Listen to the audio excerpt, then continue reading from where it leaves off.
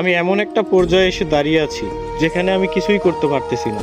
না পারতেছি পরিবারের মানুষের স্বপ্ন পূরণ করতে, না পারতেছি নিজের স্বপ্নগুলো পূরণ করতে। আসলে একদম জীবনটা আমার থমকে গেছে। আমি কিছুই করতে পারতেছি না। কি হচ্ছে আমার জীবনের সাথে, কেন হচ্ছে, এই হিসাবগুলো আমি মিলাতে পারতেছি না। বিশ্বাস করেন ভাই, প্রচুর পরিমাণে ডিপ্রেশন কাজ করতেছে ভিতরে। আমি অনেক ডিপ্রেশনের মধ্যে আছি। আমার জীবনের সাথে কেন এগুলো হচ্ছে আমি নিজেও জানি না।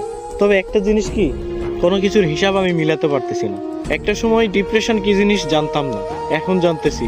তবে একটা কথা মাথায় রাখবেন, ডিপ্রেশন বিভিন্ন ধরনের হয়। শুধুমাত্র প্রেম বিচ্ছেদের কারণেই যে মানুষ ডিপ্রেশনে ভোগে, বিষয়টা এমন না। সবচেয়ে ভয়ানক ডিপ্রেশন হচ্ছে ফ্যামিলি প্রবলেম। হ্যাঁ, এগুলো আপনারা বুঝবেন না। যারা মধ্যবিত্ত পরিবারের, একমাত্র তারাই বুঝবে।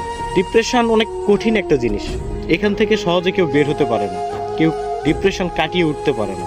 তবে আলহামদুলিল্লাহ, ধৈর্য ধরে আছি, ভালো কোনো একদিন আসবে ইনশাল্লাহ।